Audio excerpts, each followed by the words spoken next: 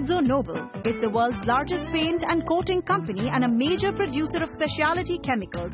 With 200-plus production sites in over 80 countries, the company's portfolio includes brands like Dulux, Sikkens, International, Interpon and Eka. Even as it fights stiff competition, currency fluctuations and a slowdown in developed markets and Latin America, this Amsterdam-headquartered company is focusing on volume growth and an improvement in operating margins, especially in emerging markets like India, China and Brazil.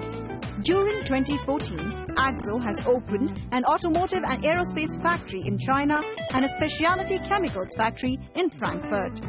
The company has also made organizational changes, such as introducing the Global Business Services, a cross-functional business support area to address customer needs swiftly. To fortify its market position, the company has launched a new Dulux Visualizer app, which enables customers to visualize the room with the new paint.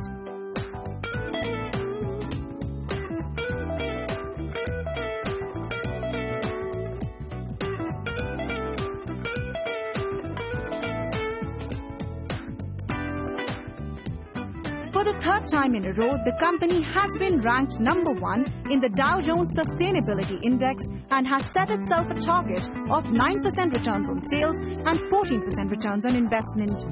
With a consolidated market share of less than 11% in India, the company sees the government's decision to develop low-cost airports and 100 smart cities as potential growth opportunities. CNBC TV18's Malvika Jain spoke to Tom Buchner, the global CEO of AkzoNobel, to understand the company's future business strategy and his thoughts on doing business in India.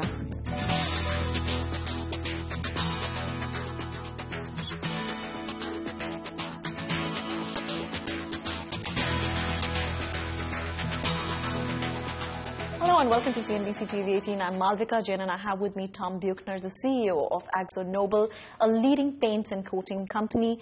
Tom, welcome to CNBC TV18. Thank you. My first question to you is about the crude prices. It is a raw material that has an impact on your pricing strategies. Though the prices continue to be on the lower side, in recent times we have seen an upswing. What do you think is the impact of this fall in crude prices on your revenues, and do you think the time is now ripe to pass on this cut onto the consumers?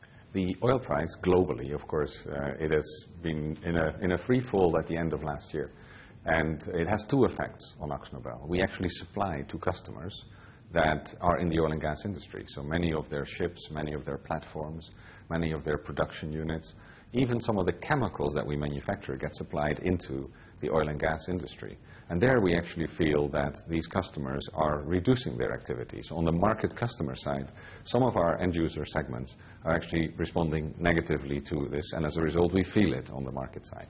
On the positive side, I guess we do see that some of the raw materials that we buy in a very slow manner, so it's not very quick. It takes quite a while for a reduced oil price to go into our raw materials. We do see that some of these raw materials are in the process of getting a little cheaper, and then it's of course that market dynamics that will determine what the impact that will have on pricing. Well, you did say at the end of your results last year that the fall in crude prices and also currency fluctuations have had a positive impact on your company's revenues. But going forward, are you also seeing an uptake in volumes? Because eventually it's the fundamentals of the business which will make it more sustainable. In 2014, we actually saw a growth in volumes. In the first quarter of 2015, if we look at it globally, we've of course been subject to many movements. Europe has not recovered very much. The situation in Russia is quite difficult. Even China is slowing down in its growth. India is actually the positive exception in all of the global developments. But in the first quarter, it was quite tough globally. So the growth that we saw in 2014, we haven't seen in the first quarter yet, but we're quite confident with all the things that we've done that will certainly also see some growth in various areas in the world in 2015. But are you seeing an improvement in consumption demand globally as well as in India? Well, what we see in the most areas is that the growth is actually less than it's been last year. So if we look at Latin America, if we look at Europe, if we look at Russia, if we look at China, we actually see slowing growth. And the only two exceptions where the growth looks faster than last year is the United States and India. And therefore, it's wonderful to be here and see that it is happening. It's also happening slowly in India. It's not going very quick. And that's what's having an impact on our business as well. But if you look at the overall organized paint market in India, AkzoNobel is on a consolidated basis having only an 11% market share. You may or may not confirm this figure. But what are the go-to-market strategies that you are adopting in light of the fact that India is seeming to be one of the most attractive markets for you? We actually are in three very distinct businesses in India. We have the specialty chemicals business, which is not in the paints and coatings side. And here we have strong number 2 positions in many of our areas. And then we have what we call the business-to-business coatings activity. There we're almost in every one of the activities, whether it's in the marine business or whether it is in the business of packaging coatings, when it comes to coating cans that people drink from. Here we actually almost all have number 2 positions and even number 1 positions. And of course in the decorative paints, we have multiple players in India. There we have a number 4 position in the aggregate. But if we look at the premium sector, we're having close to a 19-20% market share. So in the areas where we choose to be, we have more than what you call the aggregate market share. And that makes us one of the successful companies in India. We build on the global technologies that we have on the global product lines. And of course, combined with the growth that we expect in India, we of course hope to be even more successful. The acquisition of ICI, do you feel that it didn't go the way the company would have wanted it to? The acquisition of ICI is actually quite a while ago. The acquisition has taken a while to integrate. It was a large acquisition for AkzoNobel. It was a very multi-segment, multi-geographical acquisition. So it was quite understandable that it took a little longer to integrate. But overall, it's given us some great strategic positions, and we're actually very happy with the acquisition. But there were also talks when you acquired the company that India would actually act as a hub for South Asia. But since now you have started entering into tolling arrangements, for instance, in Bangladesh, what kind of position would you give to India in your overall scheme of things? Well, what we've done is we're looking at the region of Southeast Asia and India combined. And what we're doing there is that we're combining the strength of the different areas. And some of those strengths come out of the AkzoNobel heritage, some of the strength comes out of the ICI heritage, and by combining this strength, we see that India is actually a supplier into the region, to different countries, and we also see that technologies from other countries are coming into India.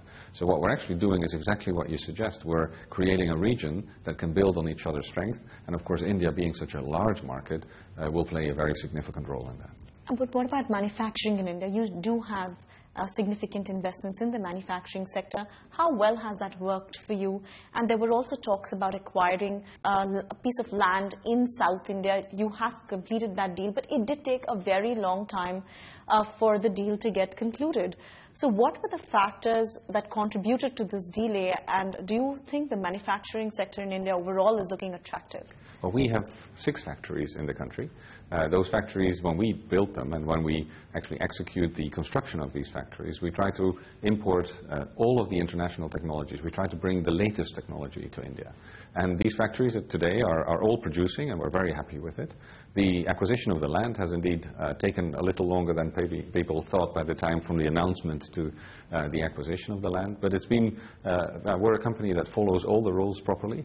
And therefore, you know, we didn't need the land immediately. We do have capacity for growth in the other areas, so we were also not pushing it very hard. So overall, we're happy with the manufacturing base we have here in India. The good part is we can grow from the existing manufacturing base, and if the growth accelerates in India, we do have additional possibilities to expand, and it's perfectly sufficient for what we have today. But what kind of investments are you looking at when you talk about expanding in India? What we've seen is that the investments that we did in the last years were actually in anticipation of very significant growth. And the last couple of years, that growth has actually been a bit slower than we expected. When the growth accelerates, we initially actually will have the capacity to accommodate that growth. And India has always been receiving an open ear when for further growth they would need further investments. Having achieved whatever you have, what are the 3 top priorities on your mind for the company as on date? Now that we've become so fit to actually, we've trained ourselves into a lean and fit organization, growth will be a very important driver for AkzoNobel. And those countries, of course, which grow themselves, we want to participate in that growth. But we certainly have the leanness and the fitness to drive growth as a very major aspect.